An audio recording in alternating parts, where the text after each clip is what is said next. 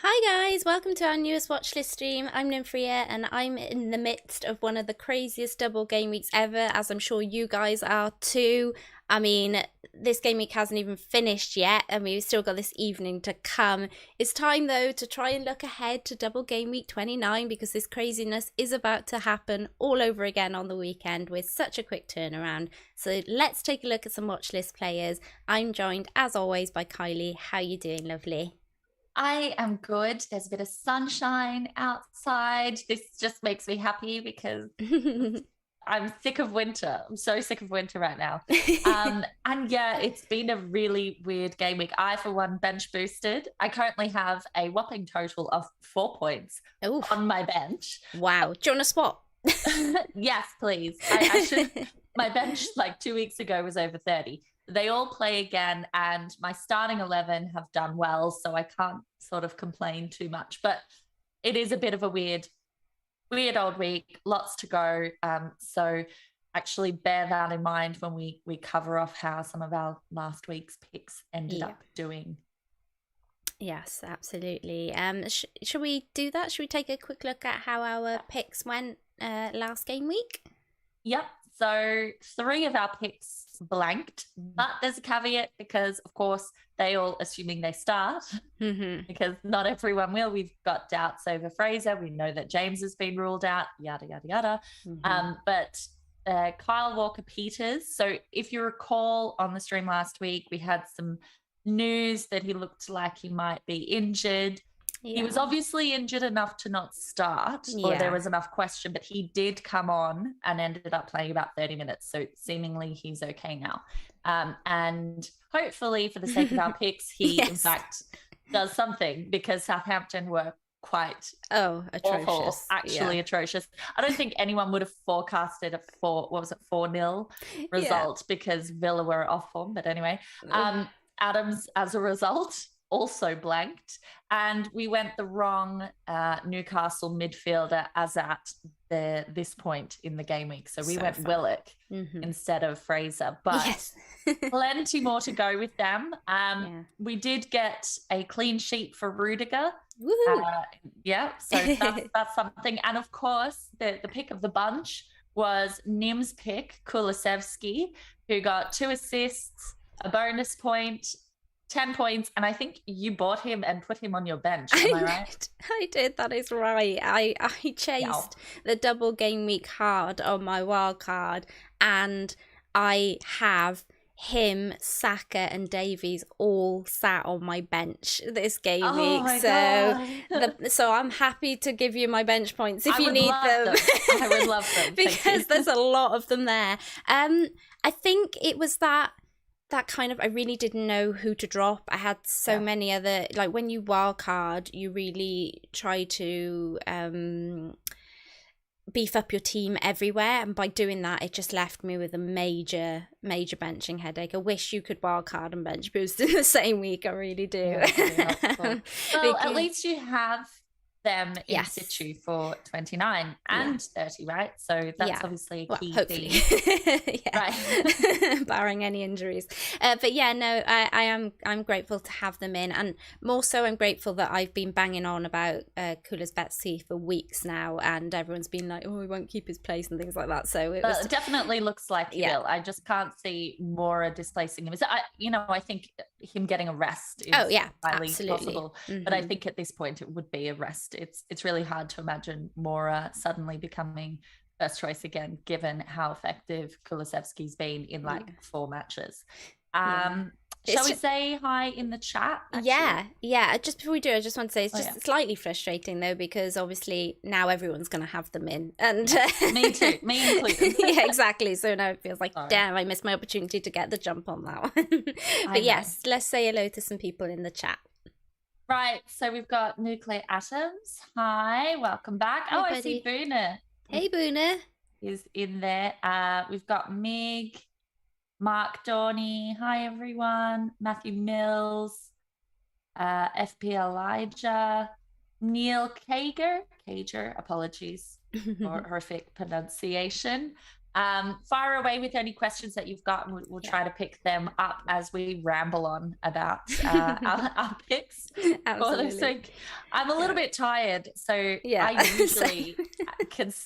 usually consume a fairly frightening amount of coffee for most human beings, but I've gone heavy on it. So if I start getting I'll reel you in. It's fine. I start moving about and getting twitchy. That's what it is. We know the reason why. Before we just delve into our 3 picks this game week, I did just want to touch upon on one of our previous picks that everyone kind of gave us a little bit of sass about with Daka. And I do feel like now with Leicester in the situation that they're in, no Vardy, no Maddison, he could have a little resurgence in the next few weeks. So. Quite right. We did also say that he was a bit of a forward-thinking one. Yes. So we did actually say at the time that he wasn't necessarily one to buy immediately. But with the lack of compelling forward options, he looked a good pick. He could actually now start to become a bit more interesting, especially with game week 30 fixture against Brentford, I believe it is. So watch that space. Absolutely, and we can check in the next time we're on to see how he's doing. Okay, then let's delve into it. Let's talk about our 3 picks that both Kylie and I have chosen together.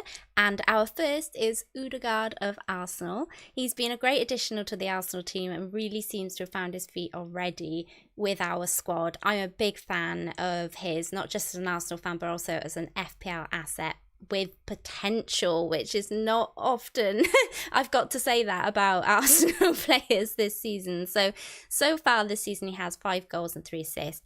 Granted, these returns have been a little spread out, scoring against Watford last game week, but owners will have had to wait since game week 19 since his last return. So he hasn't had a weekly return, a little run of returns since game week 14 to game week 16. It's been a little here and there.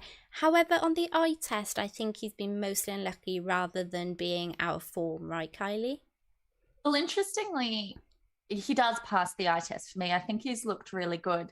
What's interesting is actually statistically, he, from an XG perspective anyway, he's definitely outperforming because he's had 5 goals and it's like 2.32 XG for the season. And typically when watching him, you think about him in terms of his creativity and him being much more likely to maybe get you an assist, set something up rather than scoring. And that's actually, again, endorsed by his XA, which is 3.57. So, he's kind of delivering the reverse of what you're anticipating. Yeah. In terms of his attacking threat over the last 6 matches, he's had 9 attempts on goal, 4 on target, which isn't bad. It's sort of just shy of 50%. 3 were blocked. And of course, the meaty bit is that he's created 12 chances.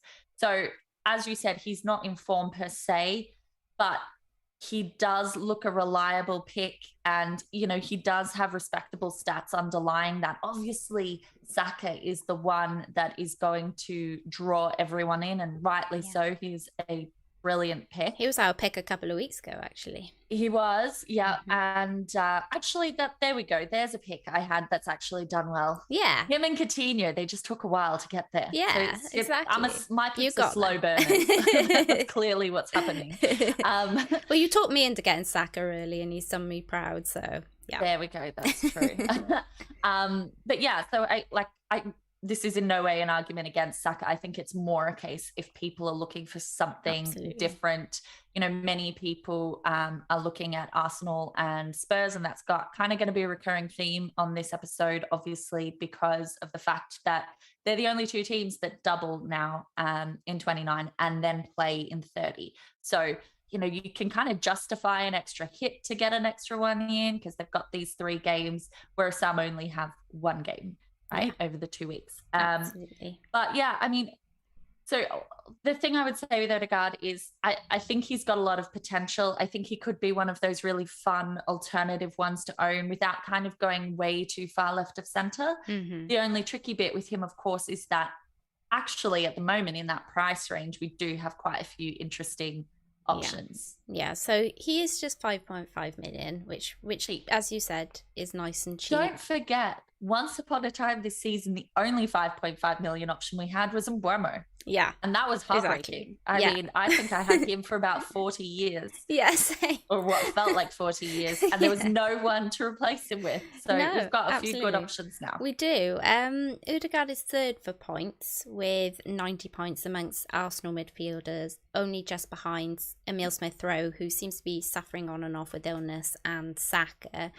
Overall, that places him above, as you say, the likes of Ramsey, Barnes and Souček, only just behind Tielemans and Benrahma, who I think collected most of their points earlier on in the season, and places him top for points in the midfielder category in that 5.7 million below price point. And he's still lowly owned at just 4.3%, which gives his fixtures an amazing shout, right, Kylie? Yeah, definitely. I mean, the fixture play is really the large reason why people are looking at Arsenal again, which I just alluded to before. So, they've got the double in 29 with Leicester and Liverpool. That's obviously a bit of a mixed bag. Yeah. Because it's never great playing Liverpool. Yeah.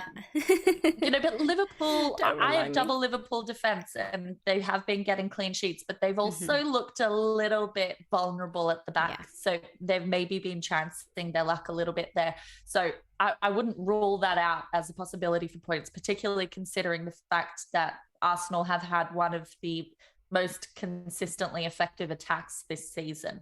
So there's still potential for something there. And Leicester, as we know, despite sort of looking a bit better at the back recently, they have been poor there all season. So there is absolutely potential there. And then obviously that's compounded by having a match against Villa in game week 30. So that combination is really good. And it just sort of, I think especially if you're someone who is navigating this period without a free hit chip or a wild card. I mean, that's not to say he's not a great pick in that scenario still, but particularly if you are playing without chips and you're really looking to maximize doubles and players in 30, it's a good direction to go in.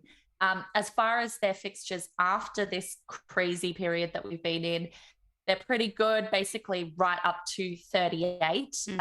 They've got 2 extra fixtures dropping in, which are Chelsea and Spurs for the North London derby.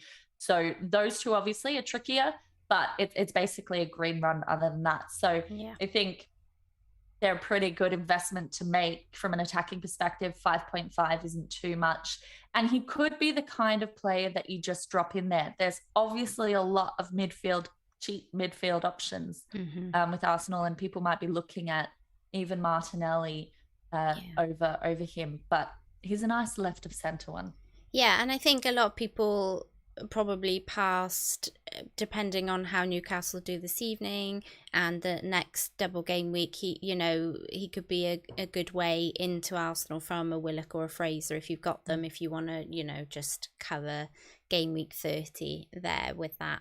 Okay, so our second pick is one that we have already had in the watch list, as Kylie said earlier, was one of her picks. And he had a short burst at the time, but has been mostly quiet for a couple of game weeks. But boy, did Philip Coutinho wake back up last weekend, Kylie, and has some amazing fixtures going forward. Yes, that quiet period, frustratingly, is why I took my captaincy off him a mere half hour before the deadline and put it on Rafinha. Oh, ouch.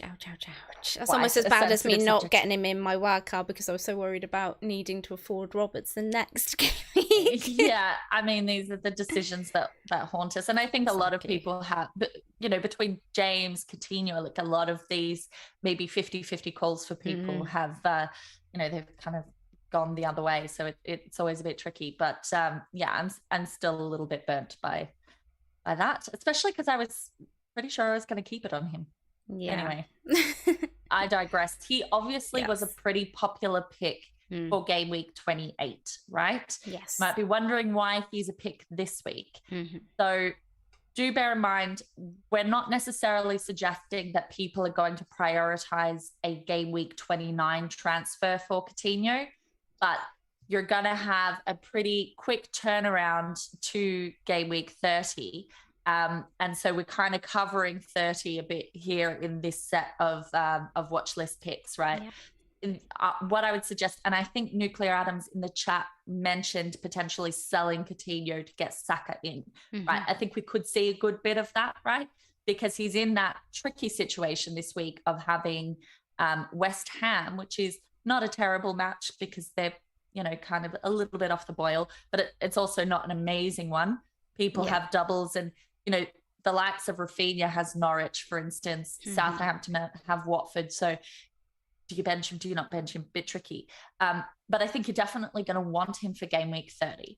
So he's someone that I think when you're looking at the transfers out, maybe factor that in. If you're in the position of a luxury move, fabulous, where you can get him out and then get him back in. Or if you're still planning towards game week 30 and you have some of those Southampton or Newcastle players who you will be getting rid of next game week, I think he's someone you consider then, because playing in 30 and someone having with the ceiling that he has as demonstrated, he's kind of going to be a popular pick. So I think you're going to want him. So after that period, then we've got a couple of trickier fixtures, and then we get to about game week 34 and they have another lovely run starting with Norwich, which we always love to see. And they also have a fixture against Burnley that has yet to drop in as well. So the fixtures maybe aren't as stellar as Arsenal's, but they're still pretty good. So I think for the sort of short to medium term, you're going to want to be keeping him in your thoughts. Yeah, definitely. I think it's those fixtures and it's what's to come. I think that, we definitely want, that's why he's kind of in our watch list. I'm crying, as I said, because I could have got him on my wildcard. Bearing in mind, it would have probably have meant not having Kulusevski this week, which, as I benched him, probably didn't matter. It was kind of frustrating because I wanted to leave enough money to be able to get Robertson next game week.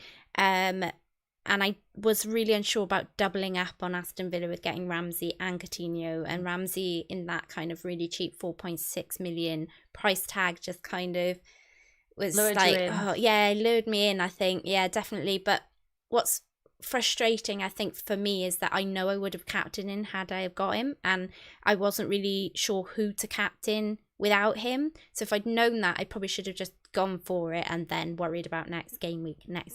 But he has been brilliant. And I think, the thing with him is that he is just ticking away. He has 3 goals and 3 assists this season in 517 minutes, which is really good.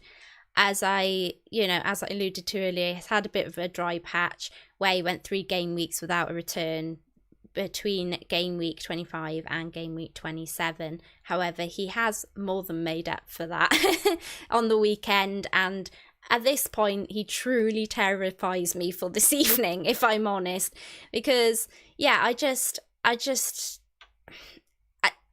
always knew he was good, but I guess I wasn't quite expecting that. What are your stats looking like, Kylie? Yeah, so pretty good. He's actually more prolific in terms of shooting than I probably thought, and maybe that's legacy from his Liverpool days. But he's had 6. So over the last 6 games, and bear in mind he's played like 7 or something, right? So he's not like season-long stats that he has anyway. But over the last 6, he's had 16 attempts on goal. 9 of them are in the box, 5 shots on target, so 1/3. Not the most clinical, but that's okay. And 2 big chances out of that, both of which he did score. He's also created 10 chances. 4 of those were big chances. So those are some nice numbers. His XGI for that period was 2.32, but he's obviously quite considerably outperformed that with 6 goal involvements. That's 2 goals and 4 assists. His season-long XG, which again is like 2 games, is 2.18 and 0.87 for XA. And again, that's not too bad when you compare it to some of the other ones for 6 starts and 1 appearance. Villa are 4th for goals scored in the last 6 with 10. You obviously have to factor in that those numbers are quite skewed. We had 4 goals against Southampton, which has obviously plumped that up quite a bit. And then we had some of those disappointing performances against the likes of Watford and Newcastle, where they didn't score. So they're kind of mid-table on a lot of attacking metrics, but we know that Coutinho has that individual brilliance in him, so he can kind of deliver at any point. And he's still a decent price. More expensive, say, than your Kulusevskis and some of the others, but he's still pretty cheap. Yeah, absolutely. He's that kind of nice price point where you can flip and flop between other players. So he's 7.4 million, which, allows you to move to Kulu, as you said. Bernardo Silva, should City become back on the table. Mount, Maddison when fit, and Rafinha. So he's definitely offers a great position in terms of price points, as in being able to, jump on and off.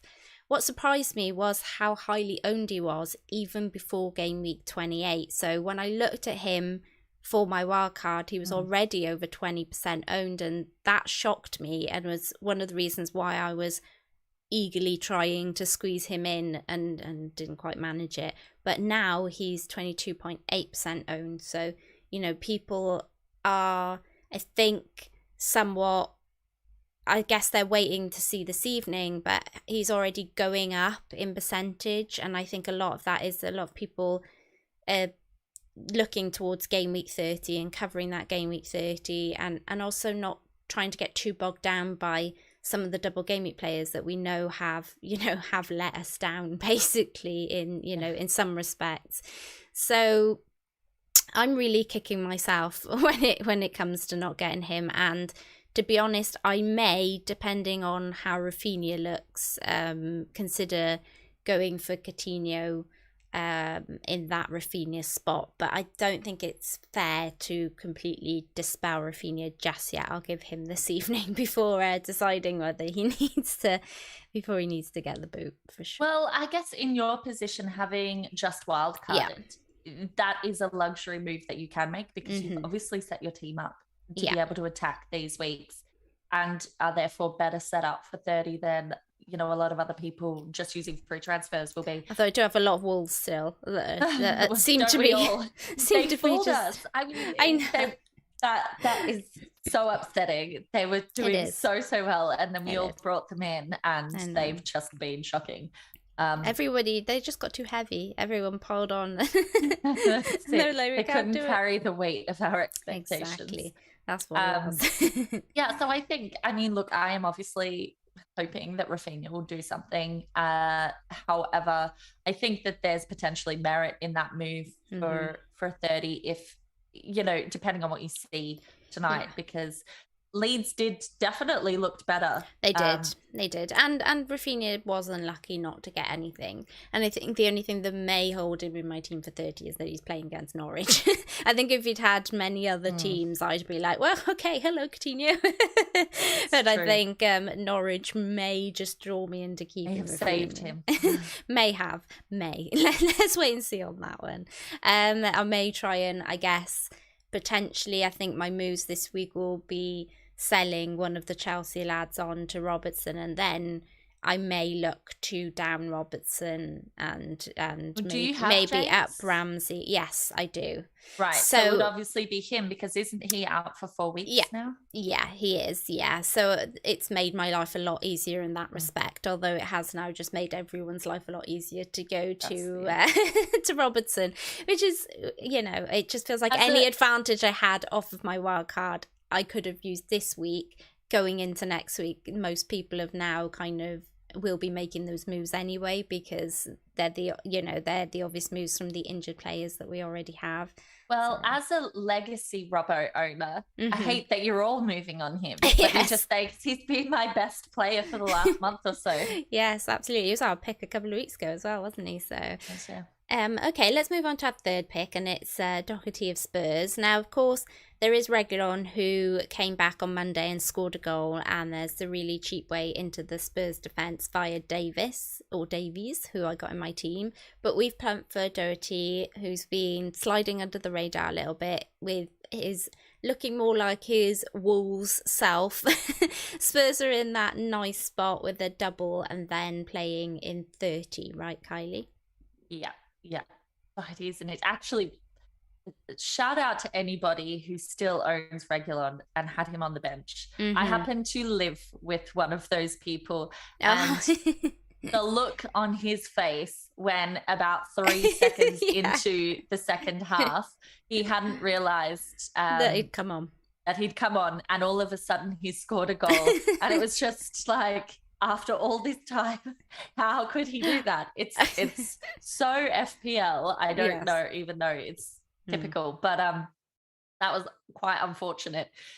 But yeah, as to Doherty, I mean, look, lots of us have legacy love for Doherty. Back in his Wolves days, he was amazing. He has been really poor for the majority of the time that he has been at Spurs. Yeah. Obviously, under Nuno wasn't particularly helpful.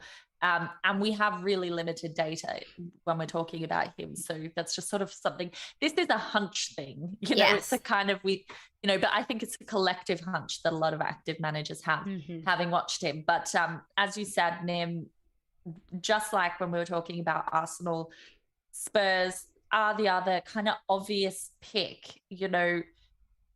Liverpool have a big double game week, and we're not excluding them from our picks this week, but a lot of people will have triple Liverpool, or, maybe they're not in a situation where they can focus on them. So I think a lot of people are focusing on Arsenal and Spurs. And especially given the James injury now, any of those people that were maybe not going to make a defensive transfer are probably considering it. And he's a bit of a standout in that respect. So they've got United and Brighton, which is one of those combinations of fixtures where I kind of don't know which United is going to show up. Exactly. And is it going to be a 1-1 against Brighton, like every other match against Brighton is? I don't know. It depends what Spurs team shows up as well. And then, of course, they've got, again, a slightly off track West Ham at the moment in game week 30 as well. So they're those kind of fixtures that are a bit hard to predict, but they are not problematic fixtures. They are fixtures that they can win. And because they are in a good spell of form at the moment, Conte is obviously going to be very focused on trying to get them that 4th spot secured. And I mean, it's looking like a really good race to the finish for that. Yeah, exactly what Arsenal didn't need. So it's a bit spicy there, which we all like, because there's nothing worse than it all being tied up early. So that's good from an FPL perspective, because then you like to think that he's going to try and flog those that are scoring the points, as Doherty currently is. So that's the double, that's 30. Then they've got Newcastle, Villa, Brighton, Brentford. Lovely. They've really only one sort of tough fixture for now, and that's 36, game week 36 against Liverpool. That's obviously the week that we're all expecting to be a really big double game week. So maybe not such a problem, because there could be a good other fixture in there. And of course, they've got the North London derby to drop in. So they have that Arsenal fixture, which should be an exciting one if that top 4 race continues as it is. Would be very important match. But, with decent fixtures and, a few fixtures and current form, they do sort of tick the right boxes for investment. Migtavia says, woo, Reguilon, been living rent-free in my team for a good couple of months. So I think he might have been in the same situation as you. You're one of those. Sorry to hear that. My sympathies. That was vicious, I thought. It was, yeah, definitely. Well, Doherty is a cheaper alternative to Reguilon at just 4.7 million compared to Reggie's 5.2 million. So there's some potential savings to be had there. He's also just 1.4% owned, so I think that may be the most differential player we've had on the watch list, Kylie. I think there's a lot of worry about rotation and things like that with him. I think that's why we love highlighting these players on the watch list, is because we're not saying they're a definite, go out and buy right now. They're nailed, they're sorted, go for them. I think it's really just to keep your eyes open. This guy could be worth your pick in the next game week or two. And with Doherty, I think he's made my life potentially a little easier in the fact that I'm hoping he will turn people's heads away from Robertson a little bit, especially given how cheap he is. I already got Davies on my wildcard because I thought he was a nice cheap way into that Spurs defence. So yeah, he was also sat on my bench this week, which was fun. He's looking good. And what are the stats saying for him? Yeah, so defensive stats actually haven't been amazing. Now, again, bear in mind, he's had 10 appearances and 4 starts this season. But the last 2, and then it's kind of higgledy-piggledy, right? So it's like take it all with a pinch of salt, right? Because we haven't had like this lovely, easy data set to sort of read from. So in the last 6 for Spurs, right? So this doesn't necessarily include Doherty, but they have been not great with 10 goals conceded, right? So they're quite like low down the table in that respect. However, the last 2, they've obviously had back-to-back clean sheets. So that tells a different tale. That's much more promising, and that coincides nicely with Doherty playing and Doherty actually getting attacking returns. So that combination, he's essentially holed 2 weeks in a row. That's always going to garner some attention, and you would like to think that bodes well for his continued minutes under Conte. Fingers crossed. So his XG for the season, again, this is way less than, a period of time than the majority of other players. And yet it's still 2.11. Yeah. Right? For like no minutes, and an XA of 1.22. They are really, really high numbers for someone who's barely played.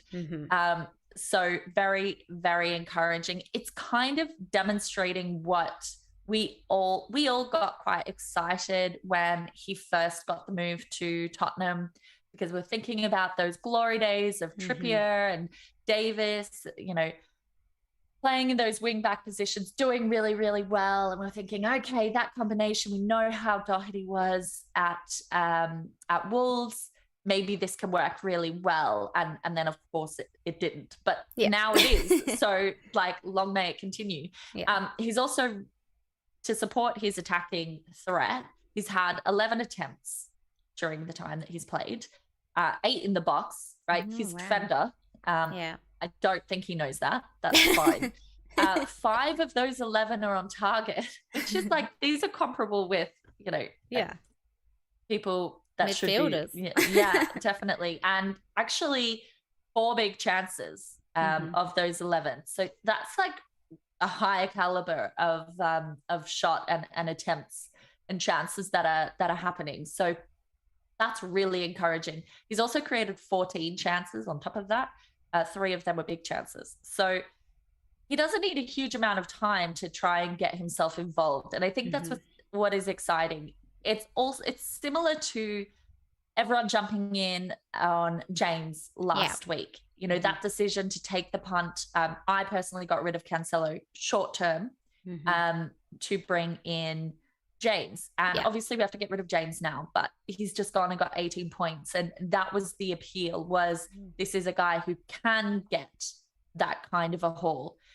And even if Doherty only plays 1, as James is this game week, he has the potential to still get you a really lovely attacking return, even if he doesn't play both matches.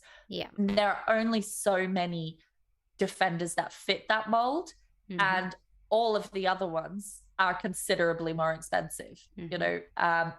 Obviously no James or Chilwell now as options. You're looking at your Liverpool defenders, and everyone has Trent, and Robbo is expensive. So that's part of the appeal. He's quite exciting. You don't really need him to last you a long time. You need him to play these couple of weeks and then see what happens. And that's the thing. I mean, even if he drops back to being more defensive, which, you know, has been alluded to more recently, I don't think it takes away from the fact that he still could potentially get the odd attacking return. As you say, his expected stats are looking great. And in the last 2 weeks, he's been living up to them with 2 goals and 2 assists in the last 2 game weeks. Meaning now he has a goal and 4 assists for the season. So hang on a second, that must be 1 goal and 2 assists for the last 2 game weeks. His minutes have been very iffy this season, as you say, that, you know, I didn't get him on my wild card, even though I did look at him several times because I wasn't sure whether he would be nailed. But I feel like he's definitely played his way into the team now. He's only played 502 minutes, but seems to have impressed Conte in that time, given he's now played 90 minutes 2 game weeks in a row. So with his returns in that time, you'd like to think he has just nailed down that spot. And no matter what happens, whether he goes defensively or not, the point is that he has that potential, as you say, Kylie. And if Spurs are managing to hold a game and they're managing to keep it a 0-0, you know, Conte may just say, go on, Doherty, you know, last 30 minutes, go lad, do what you do, you know, and that's all he might need to grab an assist, you know, towards the end of the game or something. So he's definitely one to watch. I'll just double check on his stats now for the season if you want to check the chat for any questions, Kylie. Sure, I will indeed. So I've obviously written something down incorrectly. Lots of commentary on Spurs. Yeah. So so Nuclear Atoms, I think this time it will backfire bringing Doherty since they face bug teams like Man United and West Ham. Yeah, definitely. Look, what I would say is, and I sort of alluded to this at the start, the defensive data doesn't bode particularly well. They have just come off clean sheets, but they haven't been hugely effective there. So I can absolutely see them conceding. I don't necessarily think they're going to keep clean sheets here. It's more that his attacking data is so extremely impressive, even with small sample size, that I think that even with that clean sheet going, you have the potential there to get something. We all know how heartbreaking it is bringing someone in, a defender in, and then the clean sheet's gone in like 5 minutes. So I think, and I do think you have to consider how inconsistent Spurs have been. They've shown brilliance and been really, really exciting. And then they've done the Spurs thing, right? Which is, this is how they are. Yeah, but Spurs and Arsenal are the best options for navigating the 2 game weeks if you're in that position. Like if you're playing a free hit this week or you're playing a free hit next week, kind of do what you want, you know, but and you can look more broadly than those 2. But I think he's an exciting option, but I do definitely think you kind of always have to temper your expectations because there are risks over minutes and there are risks over Spurs defense being Spurs defense. As you say, it's all about his recent form, isn't it? So he's got 1 goal and 3 assists in the last 2 game weeks. So that clears up that. And then the 1 goal and 4 assists for the season. So that's where he's at. And bearing in mind, his minutes before that were really slim. So he did manage to get an assist against Leicester in 45 minutes in game week 22. So it just goes to show, even if he's defensive for a fair bit of the time, if Conte is in need of a goal and he allows to free up Doherty, then obviously he can go on to romp a little bit in the attacking threat, as you say. Was there anything else to mention before we head on to our picks? No, I think cool. Let's steamroll on. Cool. Okay then, so it's time for our game week 29 picks, and I've decided to go with my guy Lacazette. Now I call him my guy because I've always been a Lacazette fan, and I've felt that he's had a bit of a tough ride at Arsenal, to be honest. A lot of fans are a bit and ahhing on Lacazette, but hopefully this season he's stepping up a little bit. Now last night, like I said, did post an Instagram story showing his leg a bit gashed up, and with the caption on it saying "Player of the Month, Killer of the Day," and linking Thomas Partey in it. So obviously, Thomas Partey has had a bit of a nibble at him in training. The second picture showed an old photo of him holding his ankle, and it was an old picture, and it was him holding the opposite ankle. So make of that what you will.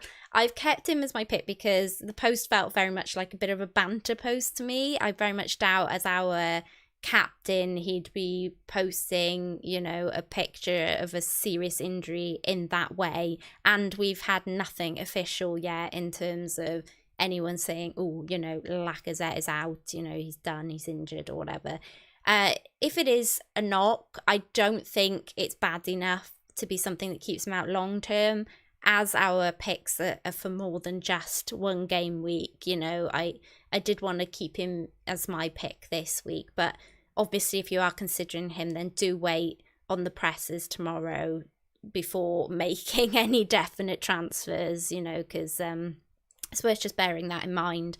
But I would assume, just based on what we have seen, that it's nothing too serious.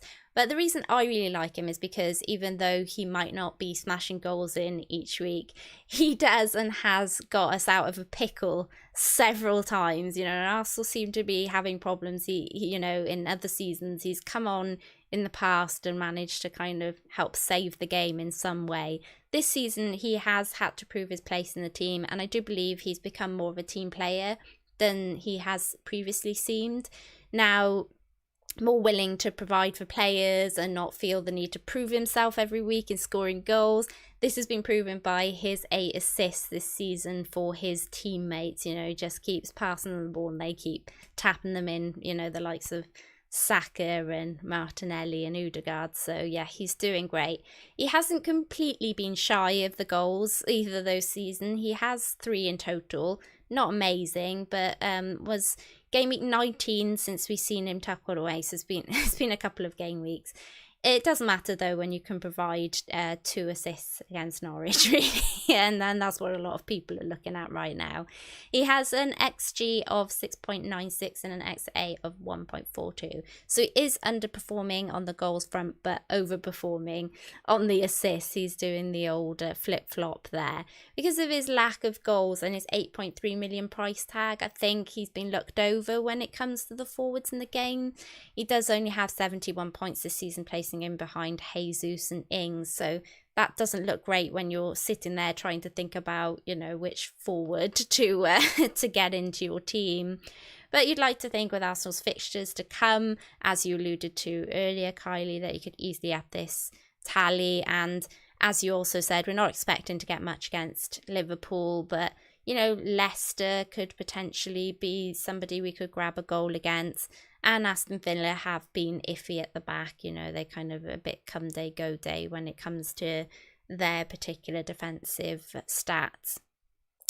So, yeah, Leicester have tightened up at the back the last 2 game weeks as well. So that's something to consider if you are considering Lacazette. But, we do know that they do have the potential to let a few in when they want to. Yeah, exactly.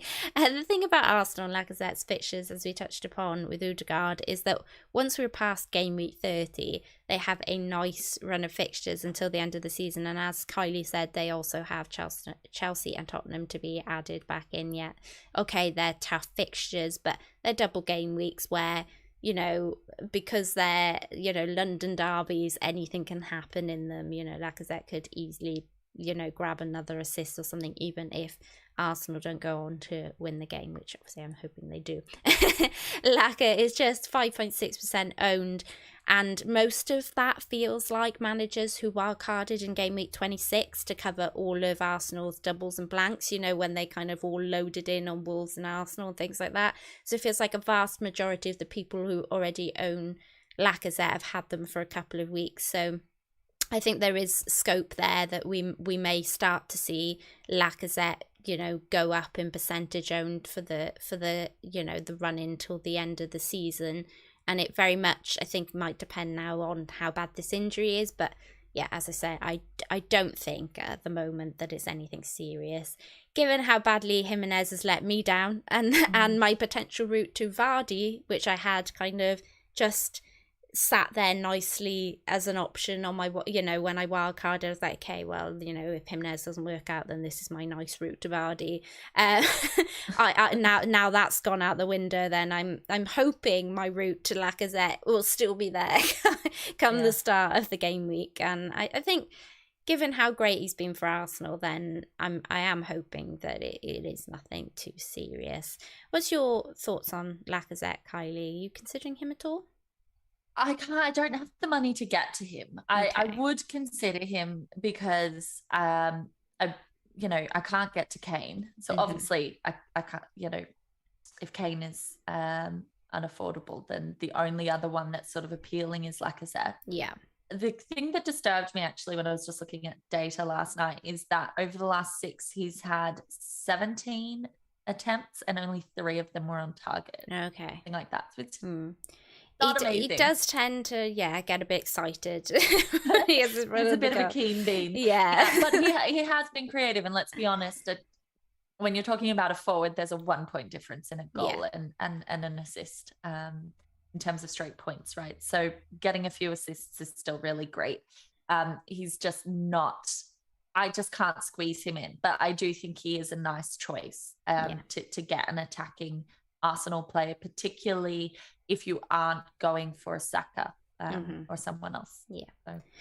Yeah. Okay. And would you like to talk us through your pick? Yes, my pick is Diaz. So quite an exciting one, and obviously slightly different in that we've been kind of pushing the whole how to be very sensible with game week 29 and game week 30 and continuity between them all. And now I'm just going rubbish all of that and let's just go mad for a game Let's week, just right? go batshizle.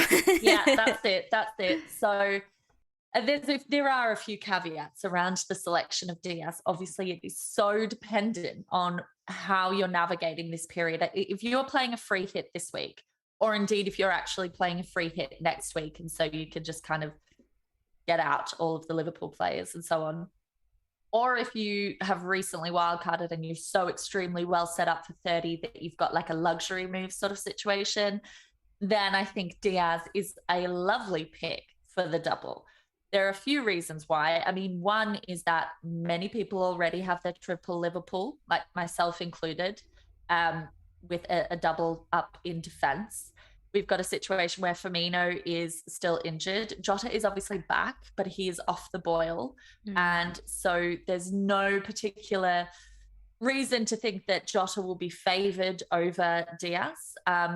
Diaz obviously did not start in the Champions League on Tuesday night against Inter Milan. Jota did. Diaz came on towards the end and he actually nearly scored. Yeah.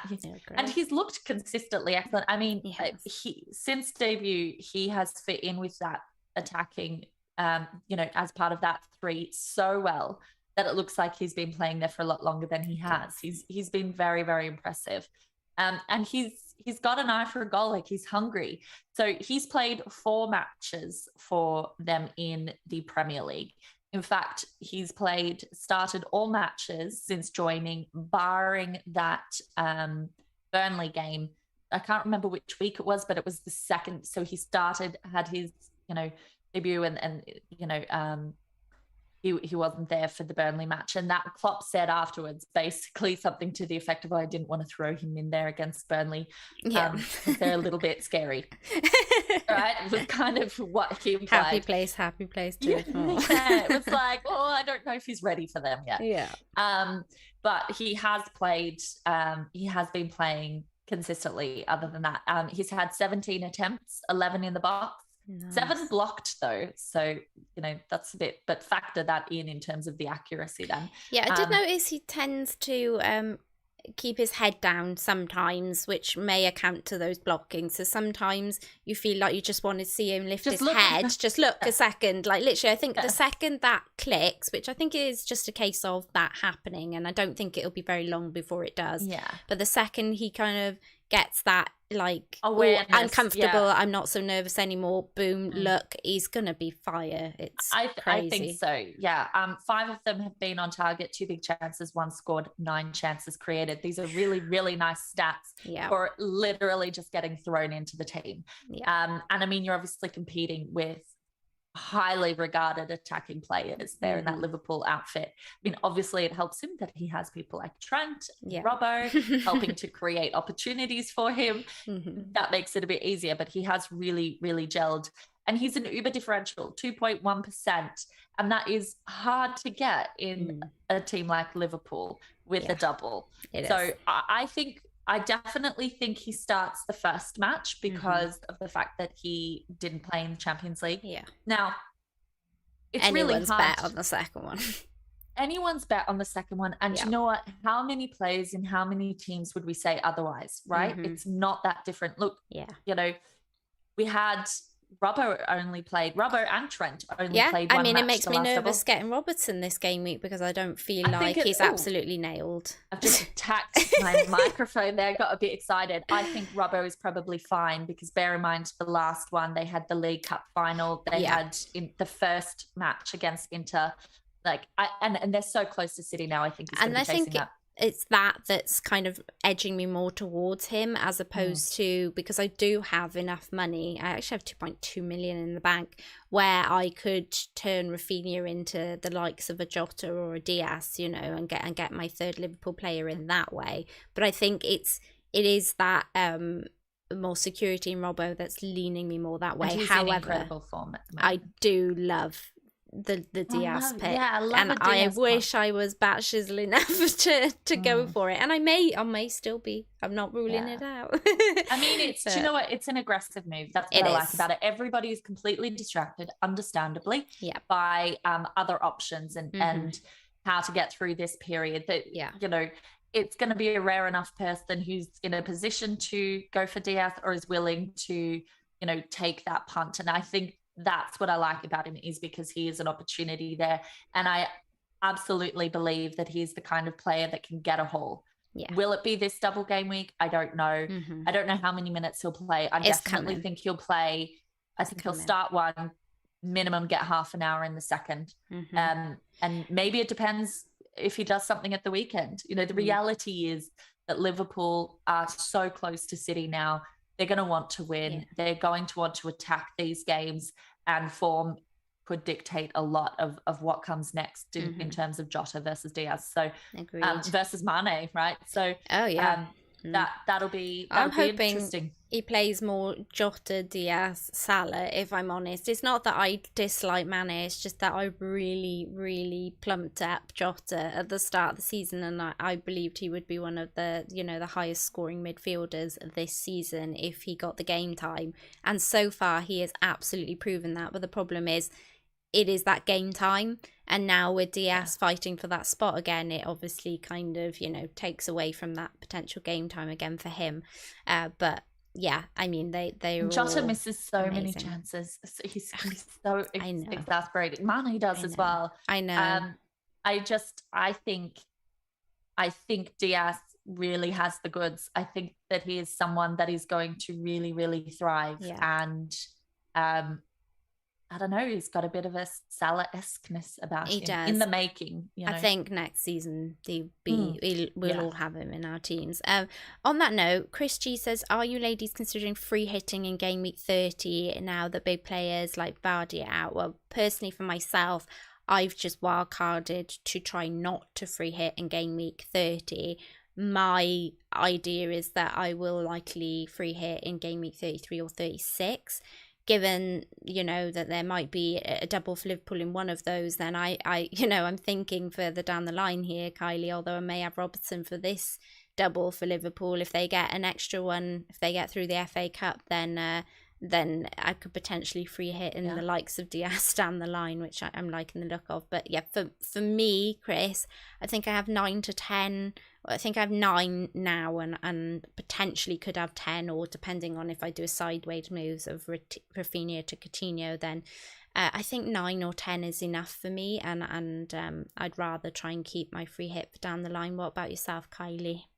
Similar situation. I am not planning to free hit. I am just going with transfers and hits. I'm bringing in 2 this week that play again. And then, I'll bring in 1 or 2 for 29. So I'll be about 9-10 myself. And I think that's adequate because I'm quite happy with the caliber of player that I have of those names. So yeah, for me, I'm looking at opportunities further down the track. But I do think if you have less players, I mean, with a free hit, I just would always look at what do you think you're going to get not playing it versus what you think you can get when playing it, and just try and identify the week where you think that gap is going to be the largest. And we don't necessarily know that about what's to come down the track.